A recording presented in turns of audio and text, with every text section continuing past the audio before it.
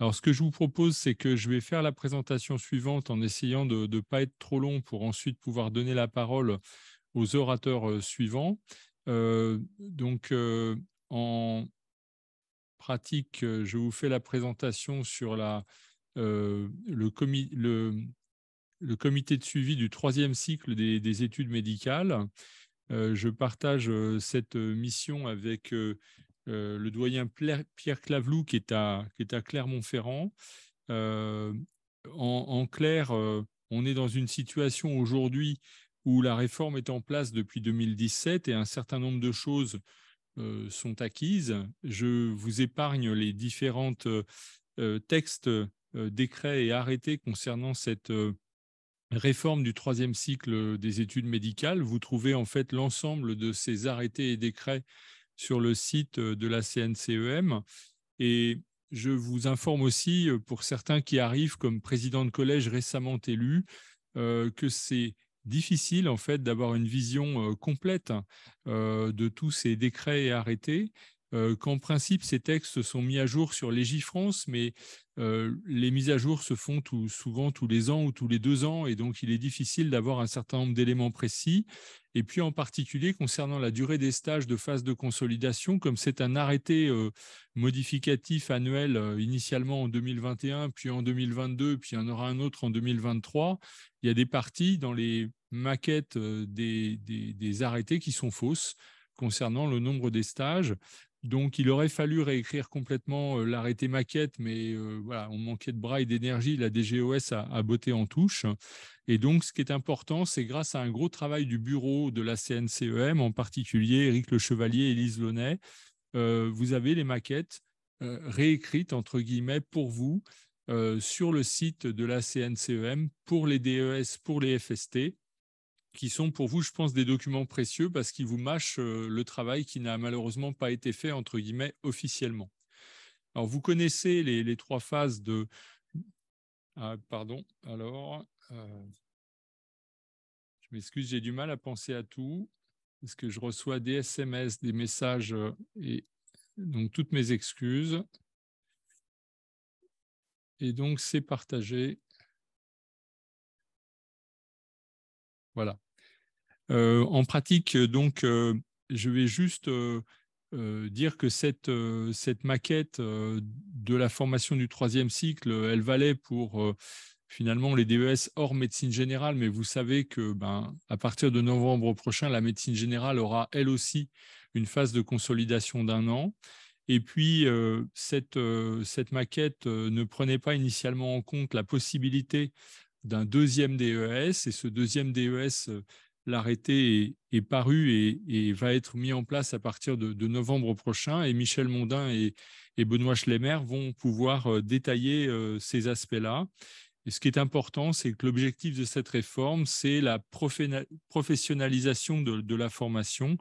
Et l'idée est de pouvoir prendre un poste dès la fin de son DES.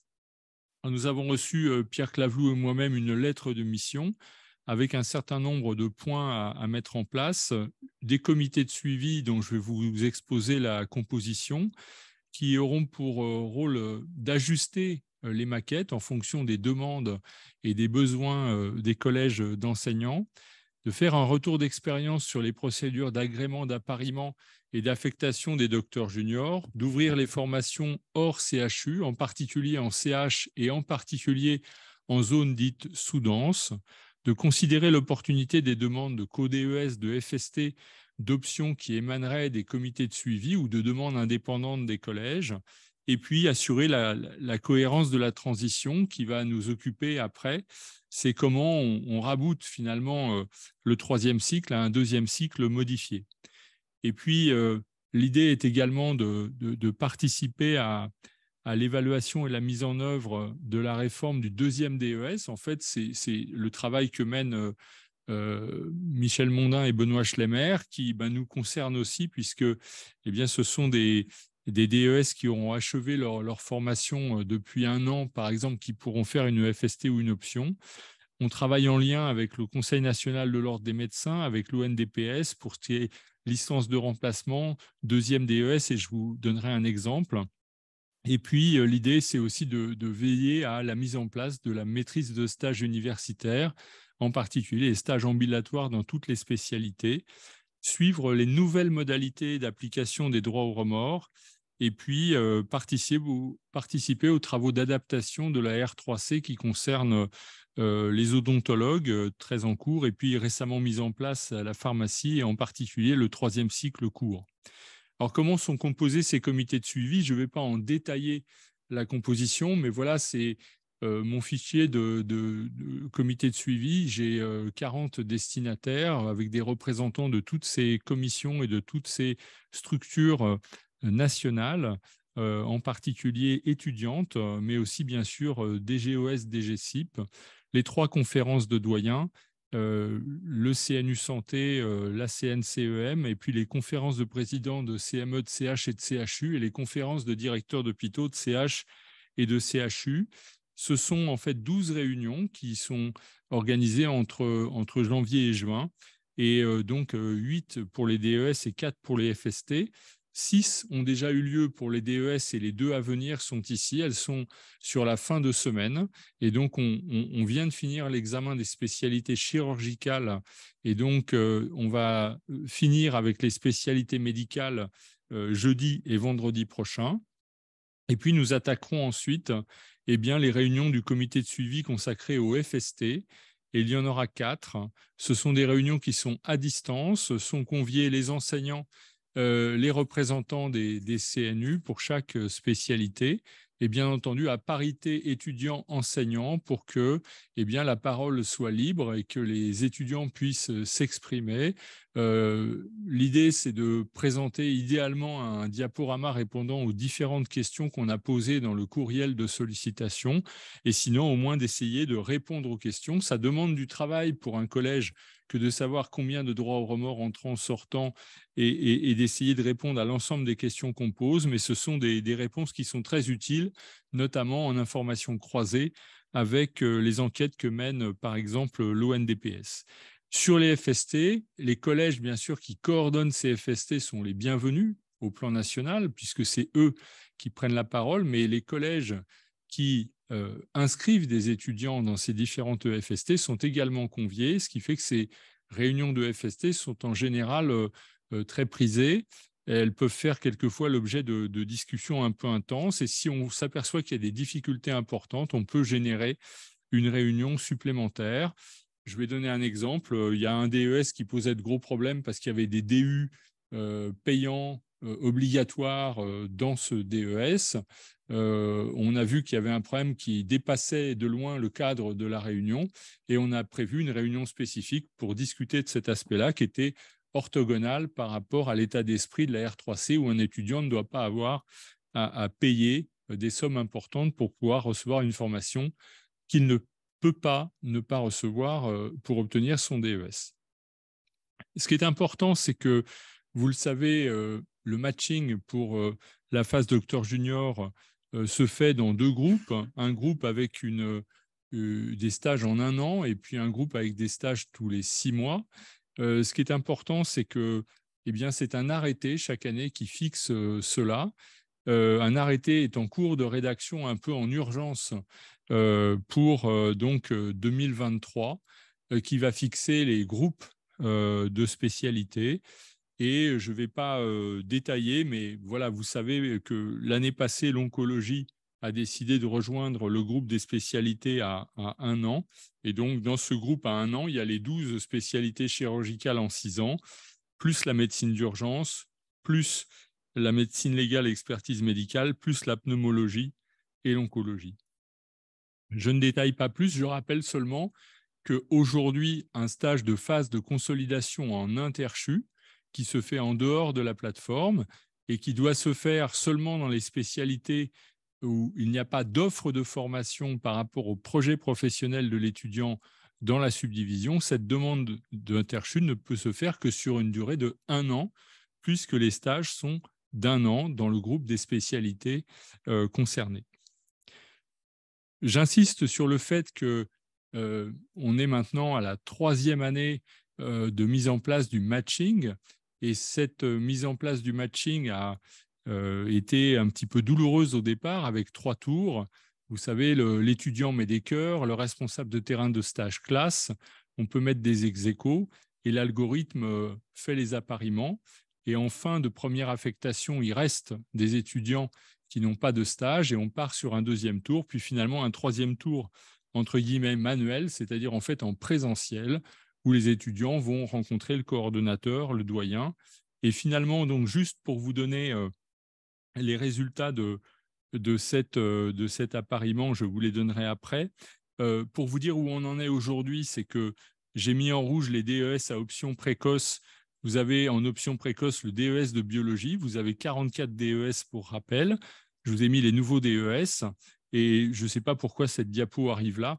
Mais donc, ce que je voulais vous montrer sur le matching, c'est que vous avez actuellement un bon pourcentage d'affectation. On va le voir après, mais voilà, dans toutes les subdivisions, c'est correct. Mais les étudiants, il y a encore sur Antilles-Guyane et Océan Indien des difficultés à faire les choix. Et puis, si on regarde du côté des responsables de terrain de stage, on voit que sur Antilles-Guyane, Océan Indien et également sur Besançon, on est en dessous de 80%. Donc, il y a encore des progrès à faire, mais on est quand même bien mieux. Et aujourd'hui, c'est 90% des responsables de terrain de stage qui ont classé leurs étudiants contre 80% l'année passée. Et pour les étudiants, c'est presque 100%. Et sur l'ensemble des 3200 responsables de terrain de stage et 3342 étudiants concernés, 79 seulement sont passés au troisième tour, ce qui est tout à fait correct. Donc, je m'excuse pour ces diapositives en chevauchement. Je voulais juste vous dire que dans les spécialités chirurgicales, il y a un DES à option précoce qui est la chirurgie pédiatrique. Je rappelle que ces options précoces ne sont pas définies par un arrêté, mais sont faites au choix, mais avec des organisations plus ou moins complexes. Et puis, pour vous rappeler qu'il y a 3 co-DES dans les spécialités médicales, médecine intensive, réanimation, anesthésie, réanimation, médecine cardiovasculaire, médecine vasculaire, et puis médecine interne et immunologie clinique, maladies infectieuses et tropicales et allergologie.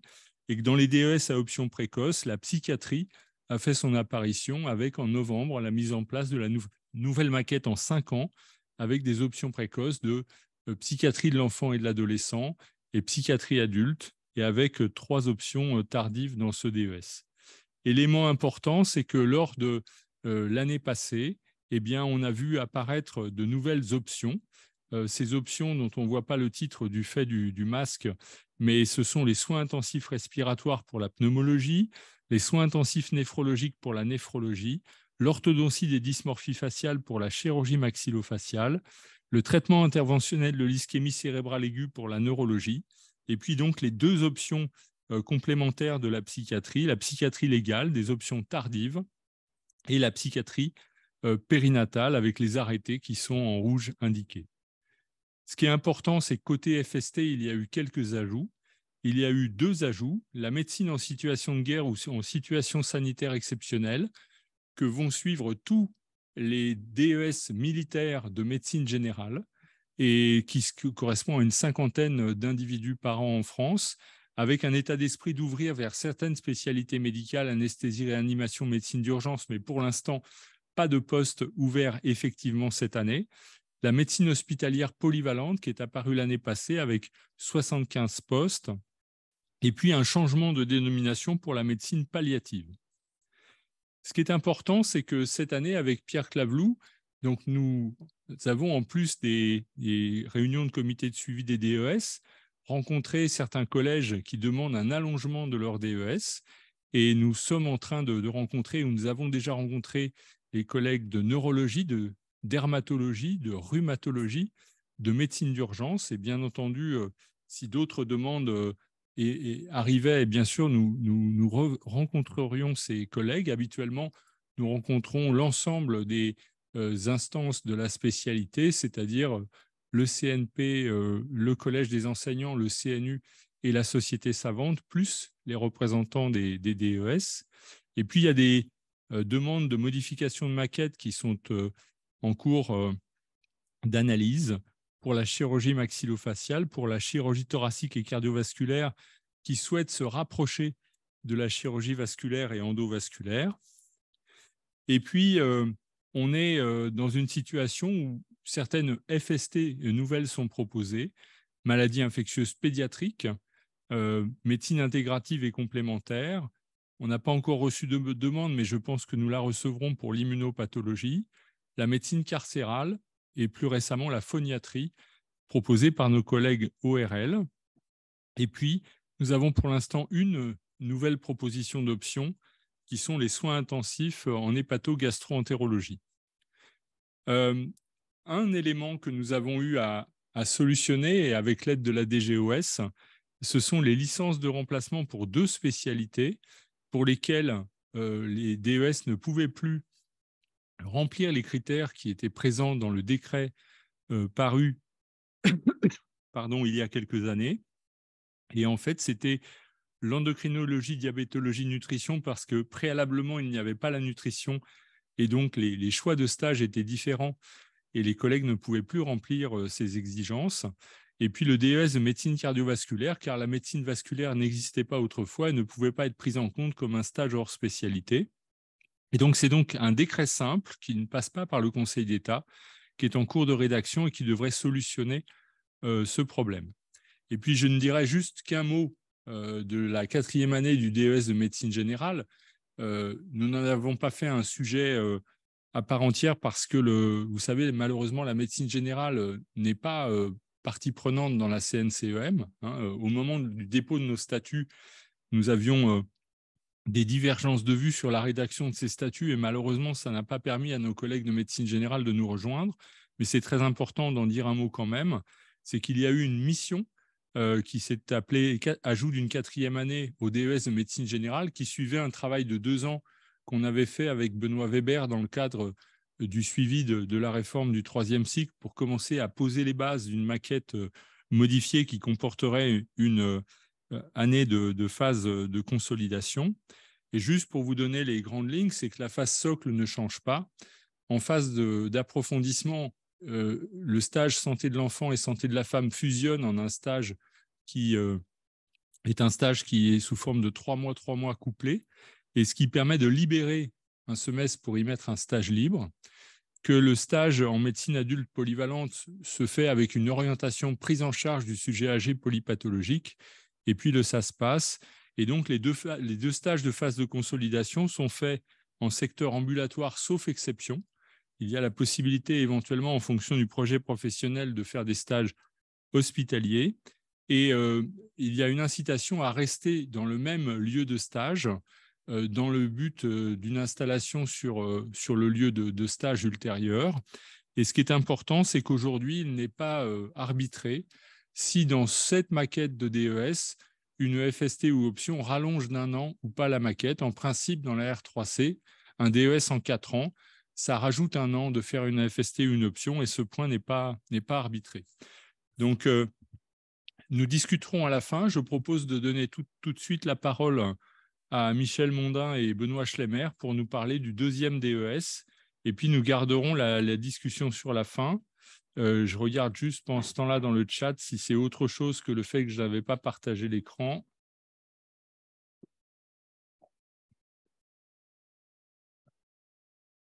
Vous avez une clé? Ah oui, oui, bien sûr. Bien sûr. Non, non, ne t'en fais pas. Oui, oui. Alors, je partage.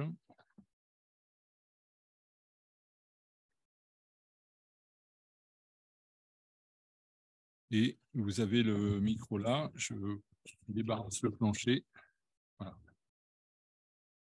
Bonjour à tous, enfin à ceux qui sont là et à ceux qui sont à distance avec qui le lien est un peu plus difficile, mais j'espère que vous nous entendez bien.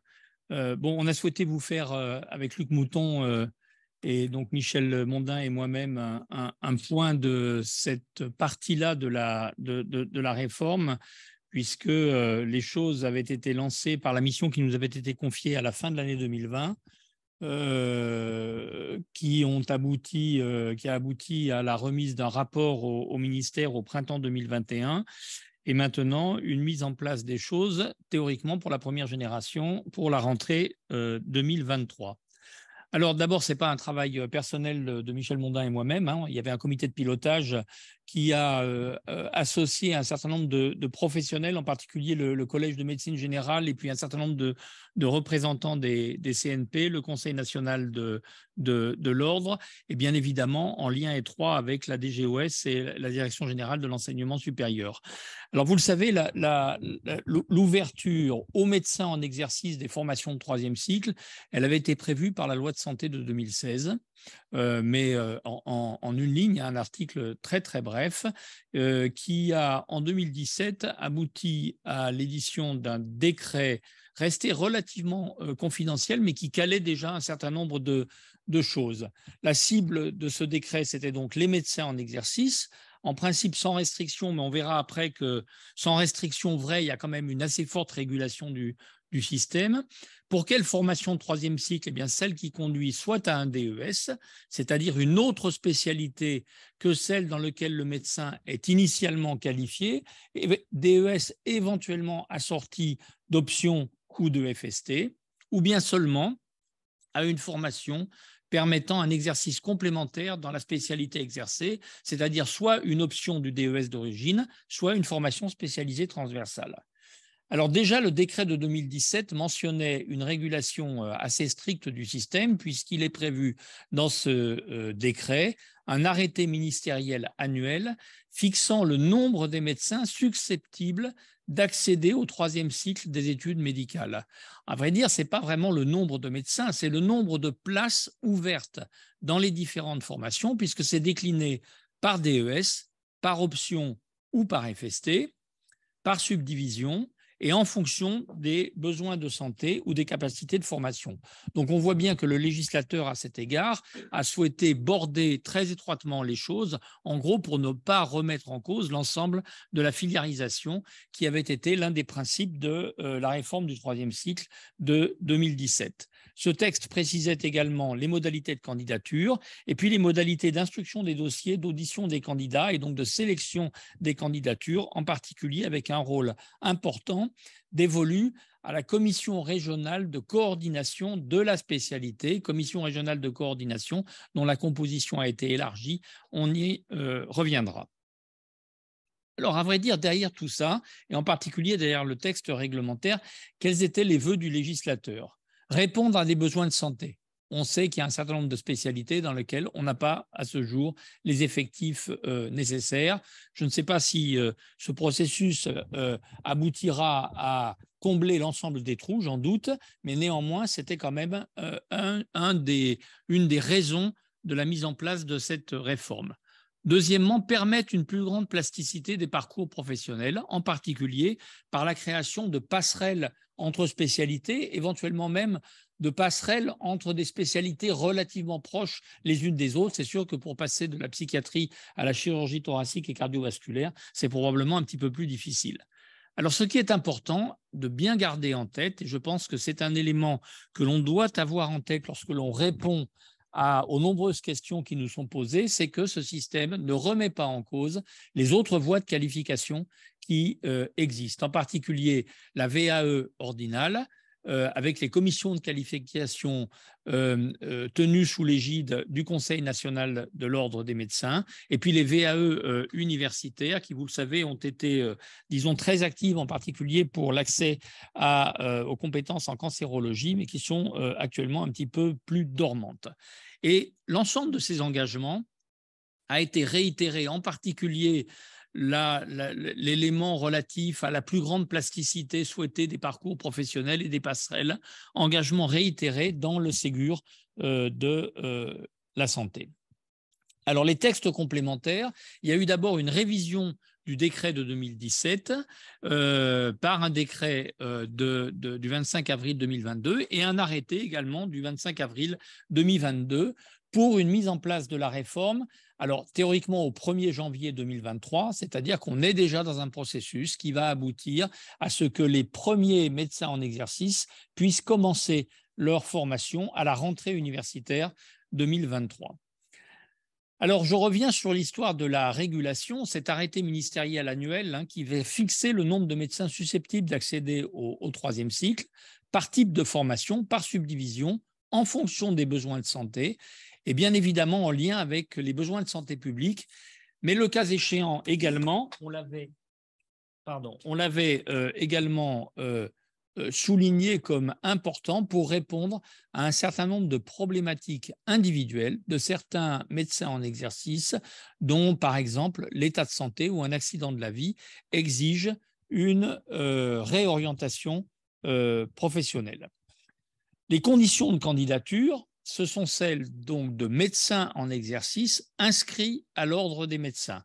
On reviendra tout à l'heure sur quelques éléments qui ont été apportés récemment par les ministères et qui permettent de voir un petit peu ce qu'il en est. La durée d'exercice préalable pour pouvoir candidater, eh bien pour l'accès à un deuxième DES, elle est de 3 ans en exercice temps plein dans la spécialité d'origine et pour un accès à une option ou une EFST de 1 an d'exercice, sauf dérogation. Quand je dis sauf dérogation, c'est éventuellement pour tenir compte de certaines problématiques individuelles relevant d'une réorientation par nécessité d'un professionnel dans son exercice primitif qui ne peut plus continuer à exercer. Puisque nous avons souvent eu des questions à cet égard, le temps passé pendant le 3e cycle en formation initiale en tant que docteur junior n'est pas décompté comme temps de médecin en exercice. Pourquoi? Parce qu'on n'est pas encore à ce moment-là qualifié dans sa spécialité. Donc, c'est vraiment 3 ans d'exercice pour accès à un deuxième DES, 1 an d'exercice pour l'accès secondaire à une option ou FST, mais vraiment en exercice plein, en pleine responsabilité, docteur en médecine, qualifié dans sa spécialité et inscrit à l'ordre. Les modalités de candidature, eh bien, elles aboutissent au dépôt d'un dossier auprès d'une UFR, en principe avant le 30 avril de chaque année, puisque l'arrêté est donc annuel, avec une formation visée, une UFR choisie et une seule. Donc, on ne peut pas, disons, tester plusieurs UFR ou tester plusieurs formations. C'est une seule candidature par an dans une seule UFR. Il n'y a en revanche pas de limite au nombre de fois pendant lesquelles on peut soumettre une candidature. Il n'y a pas en particulier de limite d'âge à cet égard. Le dossier va bien évidemment insister sur le parcours du professionnel, son curriculum vitae, son parcours et éventuellement tous éléments pouvant être pris en compte au titre de la validation des acquis de l'expérience et bien évidemment sur les éléments de motivation, le projet professionnel et le projet d'insertion professionnelle après éventuellement validation du parcours de formation qui lui aura été autorisé. L'instruction des dossiers, l'audition des candidats présélectionnés, elle est dévolue, on l'a dit tout à l'heure, à la commission régionale de coordination de la spécialité, élargie, et c'est la raison de la modification du décret de 2017 initial, élargie à un représentant de l'ARS, à un représentant du conseil départemental de l'ordre de médecins du département siège de l'ARS, à un représentant additionnel de la spécialité nommé par le CNP de la spécialité et, le cas échéant, à un pilote de FST lorsqu'il s'agit d'un dépôt de dossier de candidature à une formation spécialisée transversale. L'ensemble du dossier est confié à 2 rapporteurs qui rapportent devant la commission régionale de coordination de la spécialité. Il est bien évident que le système prévoit que tout lien d'intérêt puisse être déclaré et à ce moment-là, de manière à s'assurer de l'équité dans l'examen des candidatures. La commission régionale de coordination de la spécialité, elle va donc élaborer la liste des candidats retenus et puis elle va avoir la liberté d'ajuster la formation prescrite dans le cadre d'un contrat de formation pour chaque candidat, puisque au regard du dossier déposé, en particulier de l'expérience professionnelle accumulée, des dispenses de la formation par rapport à ce que prévoit la maquette de 3e cycle sont possibles dans une limite qui est pas plus de 50% de ce que prévoit la formation initiale de la spécialité ou de la formation complémentaire type option ou FST. les décisions de la Commission régionale de coordination de la spécialité ont un caractère définitif. Alors, bien évidemment, lorsque tout ça est sorti, ça n'a pas réglé l'ensemble des problèmes, puisqu'on avait évidemment encore un certain nombre d'interrogations et on a eu beaucoup de questions qui nous sont remontées à l'un et à l'autre depuis la parution de ces textes. D'abord, la façon dont s'organiserait l'appréciation des besoins de santé, puisqu'il a été dit que c'était important, et en particulier selon les territoires, et avec un souci qui était évidemment celui, par exemple, des représentants des internes, l'équilibre assuré entre la formation initiale et puis la formation continue à laquelle ouvre cette réforme. Quid par ailleurs des réorientations professionnelles, en particulier celles par nécessité ou simplement par vœu d'évoluer dans son activité? Comment les recenserait-on? Quid du statut administratif et fonctionnel de ces médecins en formation, puisque les textes initiaux ne parlent pas de ces éléments-là? Quid des modalités de financement, puisque là encore, les textes publiés étaient muets à cet égard, en particulier pour ce qui concerne, par exemple, les droits universitaires à régler. Est-ce que ce sont des droits de formation initiale ou de formation continue? Quelle serait la rémunération de la formation pratique? Et qu'est-ce qui pouvait être envisagé, d'une part pour les salariés, d'autre part pour les libéraux? Est-ce que des aides éventuelles, par exemple à la reconversion professionnelle, en cas de nécessité, pouvaient être prévues?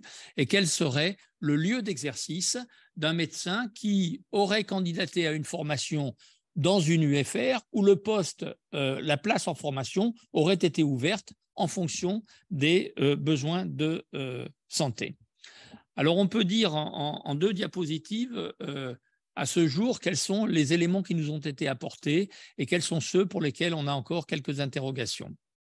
Alors, en gros, avant la parution de l'arrêté annuel, qu'est-ce qui se passe? Eh bien, sont à la manœuvre, en particulier les agences régionales de santé avec les comités régionaux de l'ONDPS qui sont hébergés par ces agences régionales et qui vont transmettre à l'ONDPS un certain nombre d'informations relatives à la fois aux besoins de santé et aux capacités de formation, mais également remonter de ce qu'elles pourraient avoir appris de situations individuelles justifiant une demande de reconversion professionnelle. Et là, ce sont les conseils départementaux de l'Ordre des médecins qui, disons, seraient à la manœuvre. Ensuite, publication de l'arrêté annuel. Donc, en principe, avant la fin du mois de mars, vous voyez que pour la rentrée universitaire 2023, il ne nous reste quelques jours et à ce jour, cet arrêté, à notre connaissance, n'est pas encore paru. On sait, puisque la question a été posée au ministère, que les places ouvertes au titre de ce système de formation seraient en sus des postes proposés en formation initiale, c'est-à-dire du fameux arrêté post-ECN qui fixe le nombre de places ouvertes dans chaque spécialité et par subdivision et région pour le 3e cycle d'études médicales en formation initiale. Donc, en principe, à cet égard, pas de concurrence vis-à-vis de ce qui est proposé aux étudiants sortant du 2e cycle des études médicales.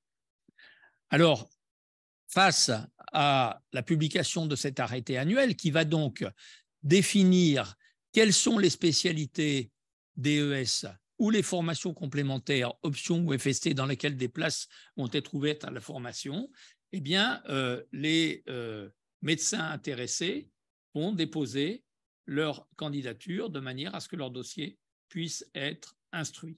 On voit bien à cet égard que les choses sont assez différentes, d'une part pour ce qui est du 2e DES et d'autre part pour ce qui est des options et des FST. Pour le 2e DES, pertinence du vœu de changer de spécialité, faisabilité, en sachant par exemple que la durée de formation, elle va être extrêmement variable, puisque c'est 50 à 100% de ce que prévoient les maquettes de formation de 3e cycle. Donc on va dire, en l'état actuel des choses, 18 mois pour la médecine générale, mais ça va changer, et jusqu'à 6 ans pour, par exemple, l'ensemble des spécialités chirurgicales.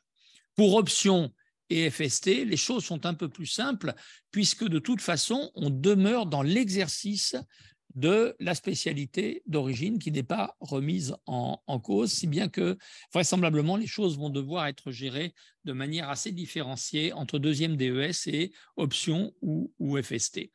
Alors bien évidemment, l'examen de ces candidatures, il va devoir s'articuler avec la formation initiale et le parcours professionnel du candidat, de manière à ajuster au mieux une espèce d'individualisation des parcours, et en sachant que pour un certain nombre de candidatures, il n'est pas interdit de penser que les alternatives permettant également l'évolutivité de l'exercice soit envisageable, puisque dans un certain nombre de cas, les commissions de qualification ordinale sont parfaitement capables d'autoriser un praticien à évoluer dans son exercice. Et à ce moment-là, il sera probablement plus facile de passer par la VAE ordinale que par ce processus deuxième DES ou accès secondaire aux options ou FST de troisième cycle. Le parcours de formation, on l'a déjà dit, donc la base, la référence, ce sont les maquettes de troisième cycle. J'ai rappelé là des éléments qui vous ont déjà été énoncés précédemment. Pour chacune de ces formations, la commission régionale de coordination sera chargée d'établir, on va dire, la première mouture, le draft du contrat de formation, dont le suivi sera assuré par le coordonnateur local du DES ou le pilote de la FST lorsqu'il s'agira de l'accès à une FST. Les lieux de stage de ces médecins en exercice en reformation, ce sont des lieux de stage ou des stages chez des maîtres de stage des universités, agréés pour la formation initiale, conventionnés avec le centre hospitalier et universitaire de rattachement. Donc, en gros, on va dire, ce sont les mêmes lieux de stage. Il n'y aura pas d'agrément spécifique pour cette formation-là. Ce sont les mêmes agréments que ceux qui servent au troisième cycle en formation initiale. Les médecins en formation ne participeront pas au choix des internes, mais seront affectés semestriellement ou annuellement par le responsable pédagogique, c'est-à-dire le coordonnateur du DES de destination ou le pilote de la FST en fonction des capacités de formation et bien évidemment sans que soit altéré ce qui est par ailleurs offert aux internes de troisième cycle des études médicales en formation initiale. Le régime d'exercice, graduellement, ça va être celui de l'autonomie supervisée, c'est-à-dire quelque chose qui est calqué sur le statut de docteur junior. Mais on voit bien là qu'il y aura à cet égard une modulation assez importante pour ce qui est de l'accès à un deuxième DES, parce que quand on changera complètement de spécialité, on imagine bien qu'on ne va pas être immédiatement docteur junior autonome dans le cadre de la formation, mais l'acquisition de l'autonomie, elle sera graduelle. C'est le même principe que ce qui est valide pour les docteurs juniors. Pour option et FST, c'est un petit peu plus simple puisqu'on demeure dans l'exercice de sa spécialité d'origine. Beaucoup de questions évidemment sur statut et rémunération. Pour le deuxième DES, alors les choses sont, et d'une manière générale d'ailleurs, disons, à peu près arbitrées pour ce qui est des médecins salariés du secteur public, mais encore en attente d'arbitrage pour ce qui est des médecins libéraux. Alors, pour un accès à un deuxième DES, pour les praticiens salariés des établissements publics de santé, c'est-à-dire les PH, les praticiens contractuels, les praticiens en congé pour raison de santé, mais pas ceux qui sont en disponibilité ou en détachement, ils auront droit à un congé de reconversion professionnelle qui compte au titre de l'ancienneté, compte également pour l'avancement et la retraite. Ce congé assure un maintien de 85% du montant des émoluments, avec une rémunération qui est assurée par le CHU de rattachement. Les indemnités de garde et d'astreinte sont celles des docteurs juniors, et il y a pour ces praticiens possibilité de réaliser du temps de travail additionnel senior dans la spécialité d'origine, par exemple en réalisant un certain nombre de gardes pour ceux qui le souhaitent. Pour les médecins libéraux, c'est en cours d'arbitrage par la direction de la sécurité sociale. Les différentes hypothèses soulevées par les ministères n'ont pour le moment, à ce jour, pas reçu encore l'arbitrage de la direction de la sécurité sociale. Pour l'accès à options ou FST, c'est évidemment un petit peu plus simple pour les praticiens salariés parce qu'on poursuivra son exercice au sein de la structure d'accueil dans la spécialité d'origine, sur son statut d'origine, avec simplement une mise à disposition par convention vers l'établissement lieu de stage par l'établissement d'origine. Et là encore, pour les médecins libéraux, en cours d'arbitrage, avec éventuellement, pour accès à options ou FST, la possibilité de demander un recours à l'autofinancement pour ces praticiens libéraux. Point important, puisqu'on a eu beaucoup de questions à cet égard, à ce jour, mais à cet égard, on peut imaginer que les choses puissent changer puisque ça avait fait partie des discussions. Pas d'obligation réglementaire à ce jour à exercer dans la région de formation. Je ne vous cache pas qu'il y a une petite incohérence dans le système puisqu'on dit que les places sont ouvertes au regard des besoins de santé, donc quand même dans un territoire donné, mais si on n'oblige pas les praticiens reformés à exercer dans ce territoire, on ne voit pas très bien comment on va évidemment répondre aux besoins de santé qui avaient été, disons, mis en avant. Alors, on voit qu'il reste encore pas mal de points de discussion. Dans la préparation de l'arrêté annuel, parce que très clairement, dès cette première année 2023, on est en rodage, l'ONDPS qui fait des propositions au ministère de la Santé, les fait sur la base d'une lettre de cadrage qui est adressée par la DGOS à l'ONDPS en disant, voilà, besoin de santé, il y a des spécialités prioritaires à l'échelon national, il peut y en avoir en outre à l'échelon régional, donc aux comités régionaux de l'ONDPS éventuellement d'étoffer ces priorités régionales. Et puis pour options FST, même chose, hein, on sait qu'on a besoin de pédopsychiatres, on a besoin de médecins disons compétents en médecine palliative, etc. Donc le ministère a donné une lettre de cadrage. Ça veut dire très simplement qu'il y a des spécialités, il y a des options ou des FST pour lesquelles il n'y aura pas de place ouverte. Donc, puisqu'il n'y aura pas de place ouverte, il ne peut pas y avoir de candidature. Donc, vous voyez que la régulation du système, elle est quand même assez drastique.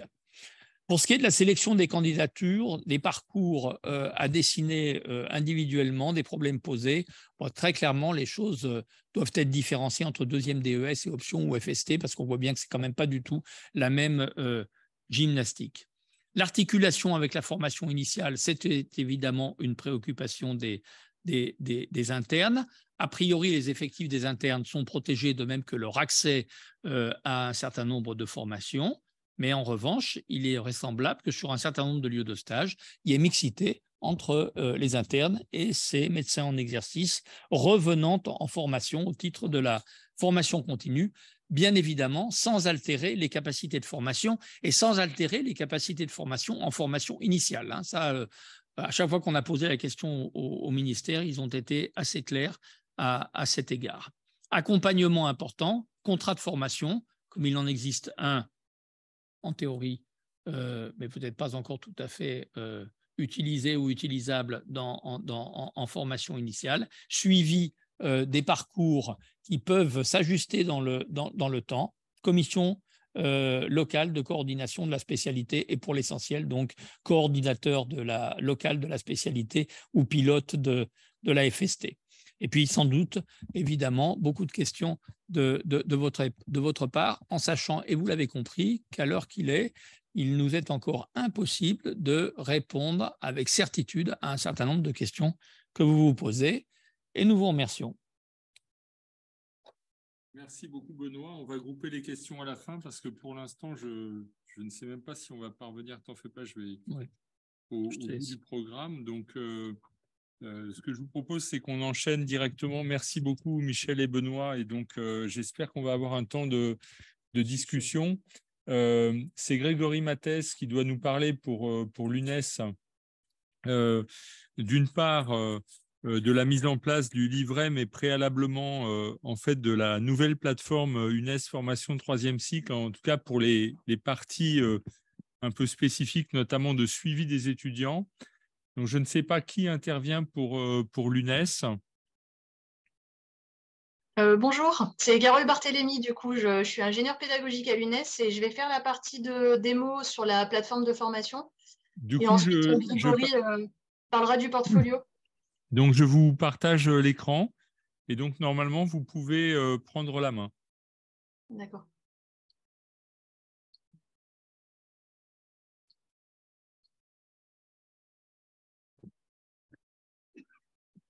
Alors, bonjour à tous.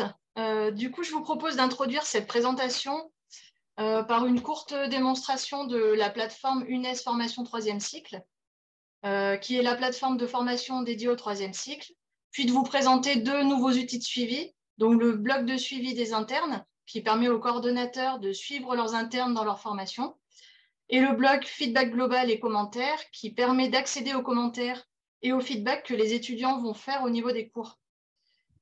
Alors, lorsque vous êtes connecté sur la plateforme de formation troisième cycle, vous accédez à votre tableau de bord. Et là, on voit que la plateforme a gagné en ergonomie. Donc, on a un bloc de navigation à gauche ici qu'on peut rétracter pour permettre, par exemple, d'afficher les cours quasiment en plein écran, donc ce qui est plus confortable pour les étudiants. On a ici un accès en fait rapide pour pouvoir naviguer sur les différentes applications de l'UNES. Voilà, vous pouvez ici à droite entrer dans votre profil et accéder aussi à différents outils comme la messagerie ou la déconnexion en particulier. Parmi les autres fonctionnalités qui vont faciliter la navigation, la plateforme propose un moteur de recherche, donc ici dans Rechercher des cours, qui va permettre de faire une recherche personnalisée par mots-clés. Donc par exemple, si je tape tutoriel, on va pouvoir trouver directement les tutoriels et un lien va proposer en fait d'accéder directement à l'espace de cours auquel sont placés les tutoriels. On peut également ajouter des favorites. Alors pour ça, il faut d'abord sur la page dans laquelle on veut placer son favori, puis cliquer sur mes pages favorites et ensuite ajouter la page. Donc voilà, ensuite on peut régler ses favoris, modifier les titres et les supprimer. Je vais vous montrer aussi tous les cours. Alors, tous les cours, c'est l'arborescence de la plateforme. Donc là, on peut voir que les contenus sont rangés dans 4 grandes catégories. Donc, on a les bibliothèques, les parcours de formation, un espace de guide et de tutoriel et un bac à sable. Les bacs à sable permettent de tester des fonctionnalités dans des espaces qui sont dédiés, donc qui sont accessibles sur demande. Alors, je vais dérouler les bibliothèques.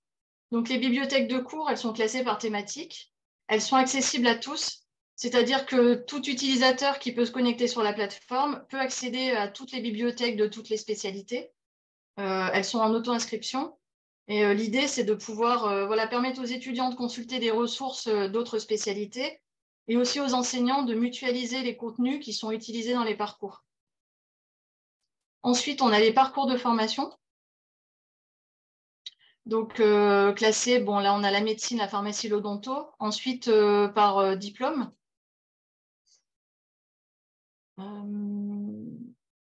Donc, les parcours de formation, c'est ce qui remplace l'ancienne terminologie session de formation. Donc, si on rentre dans un espace, je vais rentrer dans mon bac à sable pour vous montrer un parcours type. Alors, les parcours de formation, à la différence des bibliothèques, ils ont pour objectif plutôt d'agrémenter les ressources de cours par des activités. Donc, par exemple, des quiz, d'auto-formation, d'auto-évaluation. Ils permettent surtout de suivre la progression des étudiants grâce aux achèvements de cours. Donc, les achèvements, c'est les petites coches qu'on voit à droite, c'est des paramètres qu'on met sur le parcours. Et donc, ces achèvements de cours vont permettre de mobiliser des outils de suivi, donc comme par exemple des badges qui peuvent être mis en place à la fin du parcours, comme ici, et qui sont générés automatiquement quand l'interne a validé l'intégralité de son parcours, donc que l'achèvement est complet, par exemple. L'achèvement va aussi pouvoir permettre aux enseignants de consulter la progression de leurs étudiants dans la plateforme, donc grâce à ce bloc de progression qui est situé dans tous les cours. Donc, par exemple, si on rentre dans la vue, voilà, l'enseignant va pouvoir voir exactement où en est son étudiant dans le parcours. Donc, on a la progression globale.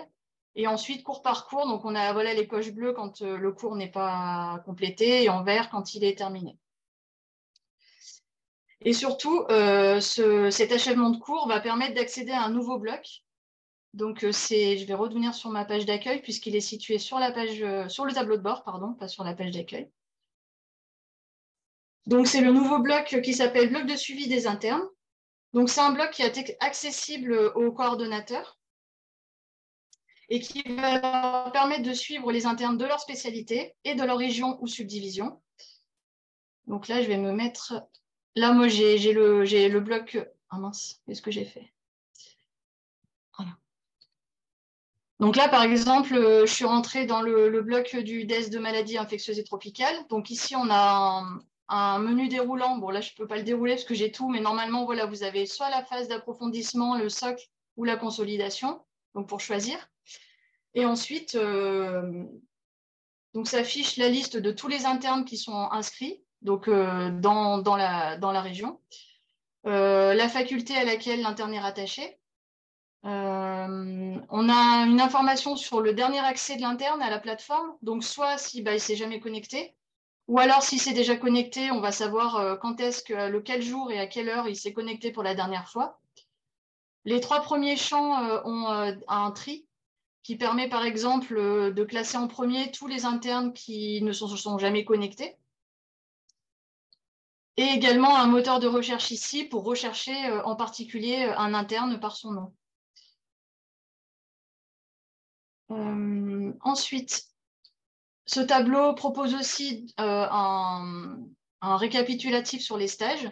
Donc les stages qui sont déclarés sur l'environnement UNES. Donc, par exemple, aucun stage, si l'interne n'a pas fait de stage ou si son stage n'a pas été déclaré sur l'environnement. Et ensuite, je vais prendre un exemple peut-être un petit peu plus parlant. Le nombre de stages qui ont été validés, non évalués. Et on a un lien détail qui va permettre de rentrer dans un nouveau tableau un peu plus détaillé pour les stages, qui va permettre de présenter voilà, le semestre du stage, donc avec les dates précises, le nom de l'établissement, le nom du terrain de stage, savoir s'il était évalué ou pas, validé, et le lien vers la fiche d'évaluation. Voilà, donc je vais retourner sur le suivi. Et enfin, le tableau propose de remonter donc, les inscriptions de l'étudiant dans ses parcours et d'indiquer un pourcentage global de réussite sur le parcours en lui-même. Et donc, à savoir après, voilà, s'il y a besoin de voir après à l'intérieur du parcours la réussite vraiment cours par cours, donc c'est le bloc que je vous ai montré juste avant, celui qui se trouve dans les cours. Donc après, ici, il y a des liens qui permettent de rentrer dans le parcours et ensuite de rentrer dans les cours. Alors, je vais revenir sur ma page d'accueil. Et là, il y a une petite astuce aussi, si je puis me permettre. Oui. Si vous cliquez sur le nom de l'interne, vous pouvez directement lui envoyer un mail. C'est quelque chose qui a été demandé aussi. Donc, voilà, là ça vous envoie directement dans votre mailer pour pouvoir lui envoyer un mail.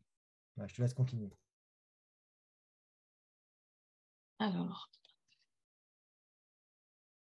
donc je reviens sur mon tableau de bord. Donc sur le tableau de bord, un nouveau bloc est également disponible qui s'appelle feedback global et commentaires. Alors je l'avais ouvert ici. Donc ce bloc il est accessible donc depuis le tableau de bord par les enseignants qui ont un rôle enseignant dans les cours. Et il va permettre, sans entrer dans chaque cours, d'afficher les commentaires que les internes ont rédigés dans les cours qui sont dans les cours des bibliothèques. Donc par exemple, si je rentre ici dans la bibliothèque des ETU, je vois qu'il y a 2 commentaires, donc je clique dessus et donc voilà, j'ai accès aux commentaires qui ont été faits sur le cours, dans le cours, et également le feedback global. Donc si on rentre dans un cours, voilà, on a par exemple ce cours-là, on va avoir accès au feedback global. Donc le feedback global, c'est la moyenne des des feedbacks qui ont été faits par les internes sur le cours pour l'évaluation du cours. Donc là, c'est la note, je ne sais pas comment on peut dire, l'étoile moyenne, la note moyenne que le cours a obtenue par rapport à ce que les étudiants ont déjà rempli comme feedback. Voilà. Donc, cet outil-là permet notamment aux auteurs de cours de pouvoir avoir une vue globale de tout ce qu'ils ont déposé. Et dans le cadre du troisième cycle, comme chaque collège a des référents numériques, ça permet aux référents numériques d'avoir une vue sur tout ce qui a été, enfin, tous les cours qu'ils ont mis en ligne, alors souvent des cours de leurs collègues, mais ça permet d'avoir comme ça une vue à la fois des commentaires et des évaluations pour piloter souvent les améliorations de cours auprès de leurs collègues. Voilà, tout ça, ça a été très demandé notamment du côté des cardiologues. Et voilà, on a travaillé notamment avec eux pour spécifier tout ça. Merci beaucoup. On voit qu'il y a beaucoup d'efforts de fait et c'est vrai que je pense que ces outils vont nous être très utiles. Malheureusement, on court après le temps et donc ce que je vous propose, c'est qu'on enchaîne directement sur la deuxième partie de la présentation de l'UNES, qui est plutôt sur le portfolio, qui est aussi un autre élément très attendu. Est-ce que je peux avoir l'écran, le partage d'écran? Alors, c'est toi cette fois, oui, ouais, tout à fait. Ce que je voulais dire, Grégory, c'est que dans les comités de suivi, on s'aperçoit qu'il y a quand même malheureusement beaucoup de collèges qui ont quitté les plateformes numériques de l'UNES, qui ont monté leur propre enseignement. On vous en fera une liste à la fin, mais malheureusement, voilà, on voit que certains ont quitté l'environnement UNES et j'espère que ces outils développés les convaincront de revenir. Grégory, tu as la parole. Oui. Alors, il y en a qui sont partis. Je ne suis pas sûr qu'il y en ait beaucoup qui sont partis. Il y en a qui ne sont jamais venus. Donc, il y a un certain nombre de personnes effectivement, de collèges qui n'ont jamais rentré dans le système. Donc, en fait, là, on a mis en place deux grands outils. Alors, un outil qui permet d'évaluer les stages. Alors, on est dans un mode auto-évaluation. Alors, là je suis connecté en tant qu'étudiant, d'accord, donc qui est en pédiatrie. Et donc, toute personne a l'accès à la grille générique, donc la grille CNCEM d'évaluation de stage que vous connaissez. Et pour ceux qui ont des compétences rentrées sur leur spécialité, ils ont le choix entre la grille par compétence ou la grille générique. D'accord? Donc là, on est sur le principe qui avait été défini depuis le début. Il y a une auto-évaluation par l'interne et une évaluation après par le responsable de stage. Et donc, le premier qui fait l'évaluation, il choisit soit faire une évaluation par compétence, soit une évaluation sur la grille générique. Donc, la grille générique, je ne vais pas vous la montrer plus que ça. On est vraiment sur le principe comme vous connaissiez, avec point positif, point amélioré, et après le RTS qui fait l'évaluation, la validation ou non-validation. Sur la grille par compétences, on a les compétences qui sont rangées en mode compétences terminales et compétences spécifiques, c'est-à-dire voilà, une arborescence à deux niveaux. Et donc, sur une compétence, eh bien, il peut y avoir un commentaire de déposer, un contexte voilà, de rentrée, et puis un niveau avec un enregistrement qui est fait. Alors là, je suis sur la plateforme de pro, je peux faire un test là sur la plateforme de pré-production. Donc là, je vais faire une saisie. Voilà, je dis que je suis intermédiaire, j'enregistre. Et je peux faire comme ça autant d'évaluations que je veux, que j'ai besoin de faire au fur et à mesure du déroulement de mon stage. De la même façon, le RTS peut faire autant d'évaluations qu'il le souhaite. Et donc, il peut y avoir comme ça, sur toutes les compétences ou certaines compétences, une évaluation qui est faite. Et puis, on a à la fin l'évaluation finale, comme d'habitude, avec point positif, point amélioré, évaluation globale, validation ou non-validation du stage. Et le responsable de stage, il va clore l'évaluation, ce qui fait qu'on arrive sur la génération d'un fichier PDF, je n'en trouve pas là, mais qui comme l'a montré ma collègue, c'est l'évaluation finale de stage. Ben voilà, par exemple, il y en a une ici. Voilà. Et donc là je récupère le PDF qui est aussi envoyé à ma scolarité et à mon RTS. Voilà. Donc, je vais rapidement. Hein. Et voilà. Et ce qu'on a mis en place aussi, c'est la gestion des actes. Alors, la gestion, l'enregistrement des actes, là, on est vraiment sur une liste d'actes, encore une fois, associée au DES ou à la FST. D'accord? Et donc, en temps réel, l'étudiant va pouvoir saisir un acte. Alors, nous, ce qu'on a, alors là, c'est des actes qui ont été saisis, qui ont été enregistrés avec seulement un critère de saisie, c'est un critère d'autonomie. Mais nous, on a prévu de mettre au moins 3 dimensions, l'autonomie, la qualité et le contexte. On peut mettre un commentaire et donc là, on va enregistrer l'acte. Voilà. Alors là, ça permet comme ça de pouvoir enregistrer des actes, de voir les actes qu'on a réalisés. Et puis surtout, on a une version nomade, c'est-à-dire qu'on photographie ce code en tant qu'étudiant et ça installe une application nomade qui fonctionne aussi offline. C'est-à-dire que même sans connexion, notamment au bloc opératoire, il peut saisir ses actes et lorsqu'il passe après en connexion réseau, on va pouvoir se synchroniser. Et donc, il va pouvoir ainsi compter tous les actes qui ont été faits. Voilà. Donc, tout cet aspect-là, cette saisie des actes, les évaluations de stage, donc tout ça, c'est disponible. Il y a aujourd'hui très peu de DES qui nous ont donné une liste de compétences, mais c'est utilisable selon la grille CNCEM pour faire des évaluations en ligne. La grosse difficulté qu'il y a aujourd'hui, c'est l'aspect système d'information, c'est-à-dire savoir qui est en stage où, les affectations en stage. Avec le déploiement de CIMOP, la courante de cette année, on devrait lever cette difficulté. Et donc, normalement, en temps réel, les ARS vont rentrer les affectations dans CIMOP et on aura du coup la possibilité directement de pouvoir faire l'évaluation de stage et la saisie des actes. Pareil, les actes, il faut que le DES nous donne une liste d'actes pour que l'on initialise l'application avec les actes de la spécialité. Je ne vais pas aller plus loin, après je pourrais y passer Oui. des heures. Non, merci infiniment, Grégory. Est-ce que tu peux juste nous dire quels collèges ont déjà défini leur liste d'actes et sont en lien avec vous pour cette mise en place et à quelle échéance? Alors, on a déjà, en production, déjà utilisé, c'est les pédiatres, la biologie médicale qui sont avec des modes compétences, la médecine générale sont rentrés aussi, alors sous forme de pilote, hein, il y a quelques départements de médecine générale qui sont rentrés. On est en bac à sable aujourd'hui avec les généticiens, non, les pharmaciens aussi qui sont rentrés, pharmacie hospitalière qui est rentrée en production, qui utilise. Voilà. Au niveau des actes, alors je n'ai pas la vision complète. On avait à un moment, enfin, on avait comment ceux qui font toutes les artères, tout ça, le nom m'échappe là. Eux, on avait rempli tous les actes. On était en médecine vasculaire, chirurgie vasculaire. Voilà, chirurgie vasculaire. Okay. Voilà. Après, si vous voulez un détail précis, je peux vous faire un détail. Là, Non, disons que pour nous, c'est vraiment important parce que tu as raison, il y a des collèges qui ne sont jamais venus sur la plateforme, mais il y a des collèges de chirurgie qui ont quitté pour cet aspect-là parce qu'ils trouvaient une application ailleurs. Et là, je pense que vous répondez à leur demande d'actes, de liste d'actes, et donc je m'en réjouis. Si j'ai bien compris, il y a de l'auto et de l'hétéro-évaluation, hein, c'est ça, oui, hein? c'est Ouais. ça. Ok, ok.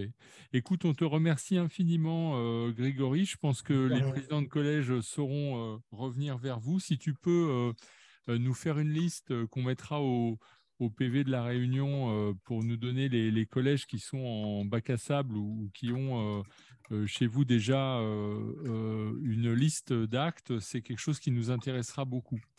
Merci beaucoup. De rien. Donc,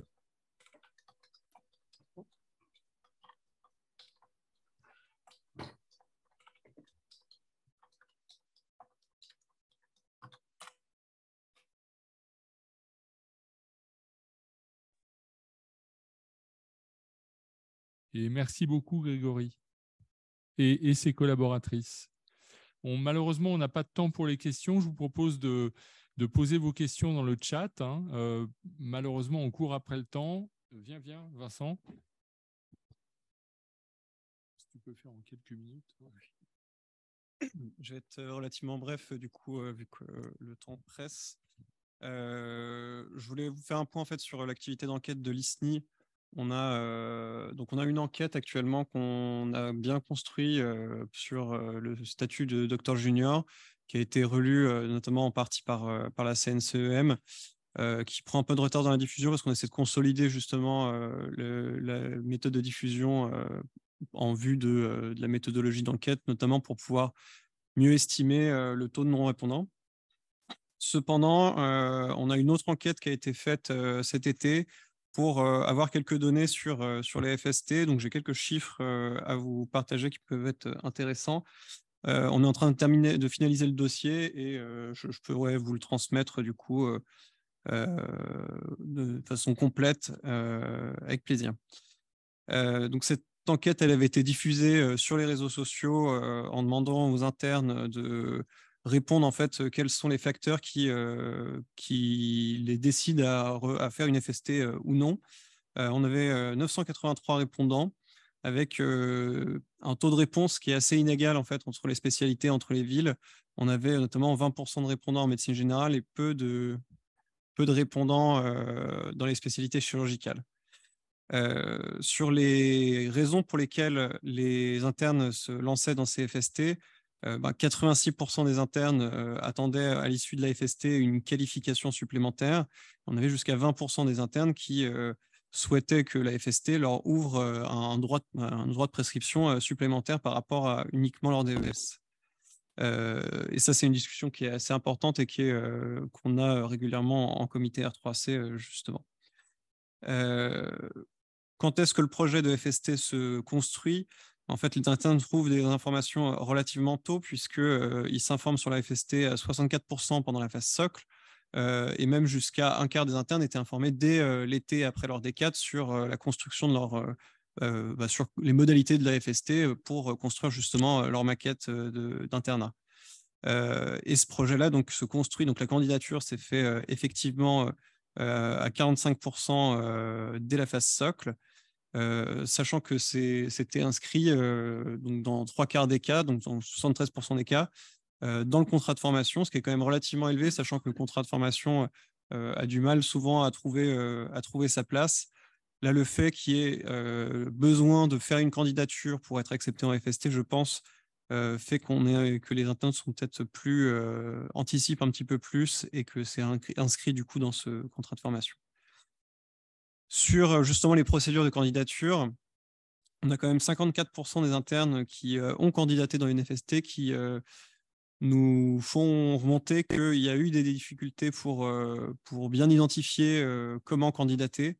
Là, je pense qu'il y a un travail à faire, notamment avec les réseaux de coordonnateurs locaux, donc le coordonnateur de DES, pour vraiment guider les internes sur comment faire une candidature de FST. Et j'ai pas de présentation, PowerPoint, mais je pourrais vous partager le dossier du coup complet sur l'enquête attractivité des FST quand on aura complètement finalisé, ce qui prend un petit peu plus de temps. Donc, il y a un travail à faire avec les coordonnateurs de DES pour mieux guider les internes sur le parcours de candidature dans la FST. Globalement, ces candidatures, elles se faisaient spontanément par les internes. Il n'y avait pas de pression particulière qui ont été faites. 73% des internes recommandent leur FST et 84% estiment que la FST a répondu à leurs attentes en termes de formation. Il y a tout de même une difficulté, c'est que 15% des internes ont dû faire agréer des nouveaux terrains de stage pour pouvoir valider leur maquette de FST. Et dans une proportion à peu près similaire, 12,5% des internes ont dû effectuer des interchus en fait, pour aller dans des terrains de stage qui étaient agréés dans le cadre de leur FST. Donc c'est vrai qu'on voit qu'il faut vraiment anticiper les projets de FST, parce que s'il faut passer par une démarche d'agréer des nouveaux terrains de stage ou de demander des interchus, c'est des délais qui sont encore plus importants. Et pour une note de fin, pour préparer les deuxièmes options FST, on a quand même 50% des internes qui ont effectué une FST qui nous disent qu'ils seraient intéressés par la possibilité d'effectuer une deuxième FST ou une deuxième option. Voilà. Merci beaucoup. Je rappelle, Vincent, que ça ne donne pas un diplôme, la FST, ça donne des compétences dans le contexte de la spécialité. Donc, cette demande, c'est dans l'ADN de la réforme du 3e cycle. Une FST n'est pas une spécialité. Merci beaucoup pour cette enquête. Et donc, on est très intéressé d'avoir le document qui nous permettra de le transmettre au président de collège. Si Julien veut bien venir faire la présentation, on va essayer de finir très vite, hein. Malheureusement, on a dépassé le temps. Donc, l'enquête simulation de la CNCEM, je partage donc l'écran pour Julien Potoscher, qui est notre trésorier, est au bureau de la CNCEM, qui est le président du Collège des enseignants d'anesthésie réanimation. Je te laisse la parole, Julien. Merci beaucoup, Luc. Bonjour à toutes et tous. Et merci d'avoir répondu à ce questionnaire que nous avons diffusé avec Pierre-Hugues Roche et Pierre Vidaillé il y a quelques semaines. Alors, pourquoi ce questionnaire? Eh bien, vous le savez, parce que la conférence des doyens avait dressé il y a quelques mois un bilan de la situation de la simulation en santé dans les différents collèges et dans les différents DES, et avait fait un certain nombre de propositions sur lesquelles je ne m'étendrai pas, mais on voyait d'emblée que la place de la simulation dans les études en santé était prépondérante. Néanmoins, si on se réfère aux textes officiels et notamment à ceux qui définissent les différentes maquettes de 2017. Et lorsqu'on les lit attentivement, eh bien, on voit finalement que la part de la simulation, même si elle est citée, est assez rarement explicitement développée.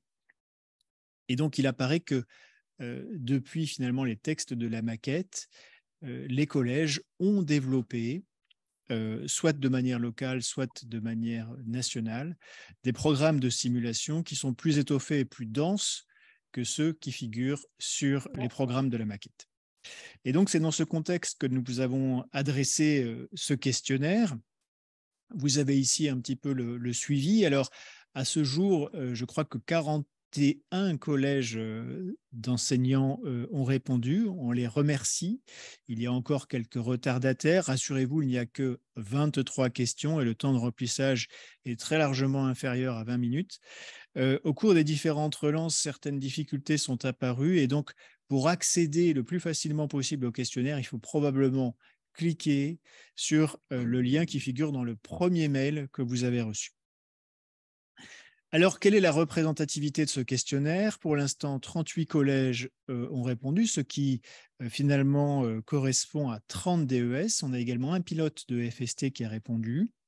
Et les tout derniers relances que nous avons faites ce week-end avec Pierre-Hugues ont encore porté leurs fruits, puisque 3 collèges supplémentaires ont encore répondu. Alors, bien sûr, je ne vais pas dresser là en quelques minutes l'exhaustivité des questions auxquelles vous avez répondu, mais peut-être insister sur quelques points saillants.